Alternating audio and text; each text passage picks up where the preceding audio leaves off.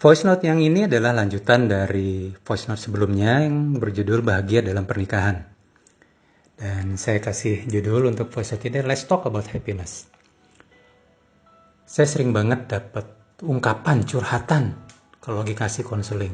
Pak Indra, saya tuh nggak minta banyak, saya cuma pengen bahagia. Widih, kata cumannya itu loh. Seakan-akan ini namanya bahagia tuh hal yang kecil. Setelah saya pikir-pikir lagi, emang ada ya yang lebih tinggi dari mendapatkan kebahagiaan dalam kehidupan pernikahan? Nah,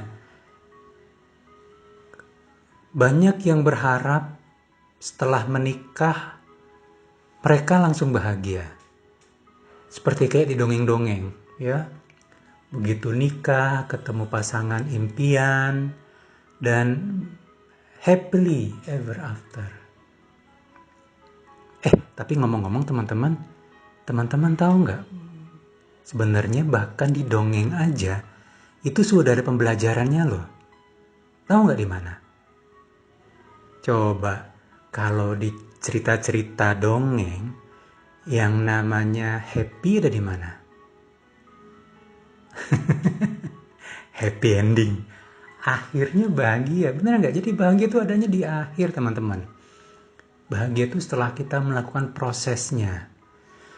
Nah, sebelum kita berargumen tentang konsep bahagia masing-masing, yang dimana masing-masing bisa punya versinya sendiri-sendiri. Nah, kalau dari saya jadi teringat saat saya dapat pertanyaan dari klien waktu itu. Dan itu dalam sebuah ruang keluarga. Jadi ini cukup spesial, kliennya diminta untuk kasih materi untuk keluarganya. Wah, seru banget ya. Dan waktu tanya jawab, saya dapat pertanyaan, bahagia itu apa sih Pak Indra? Saya juga melontarkan pertanyaan yang sama. Dan ada satu jawaban yang keren banget menurut saya.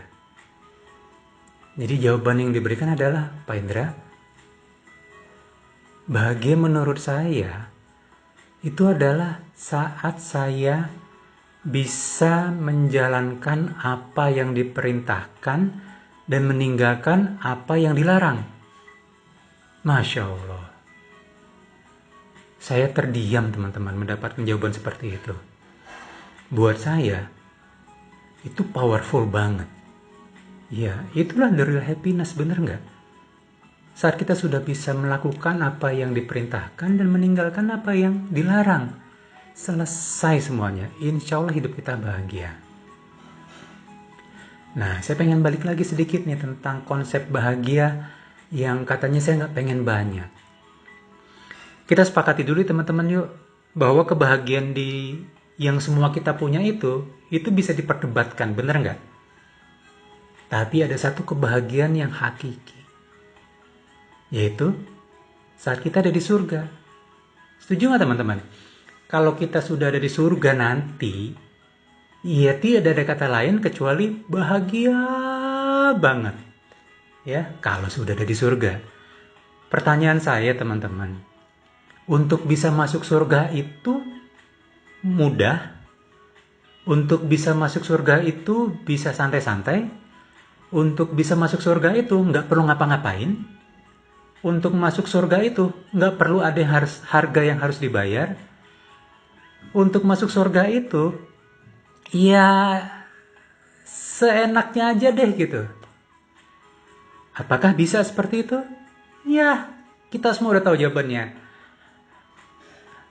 Nggak mudah masuk surga. Banyak hal yang mungkin tidak nyaman, tidak enak, yang perlu kita lakukan untuk bisa masuk surga. Contoh, puasa.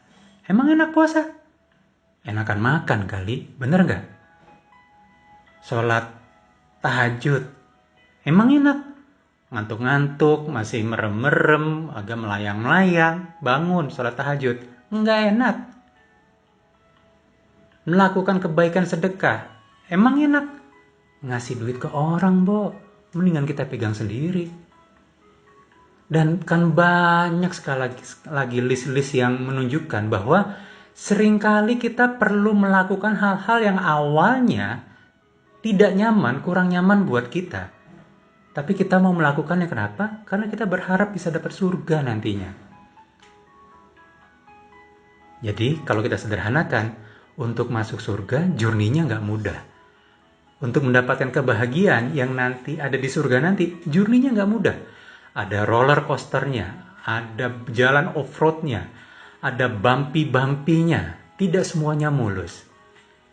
Nah, ternyata bisa loh kita mendapatkan kepingan surga di muka bumi ini.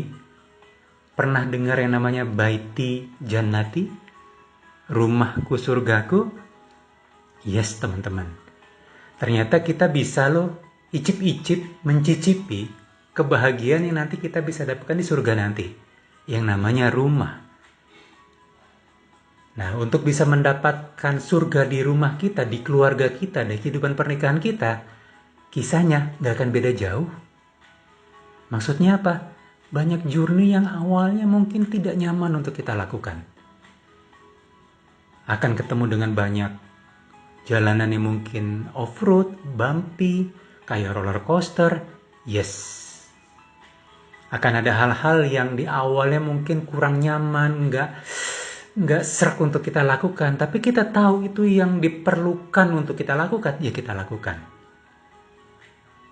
Tapi apakah Anda harus melakukan itu? Maybe yes, maybe no. Tergantung. Apakah Anda ingin membangun surga di muka bumi ini yang namanya keluarga? Jika Anda bersedia, bersediakah Anda untuk bayar harganya? Pilihan ada di Anda.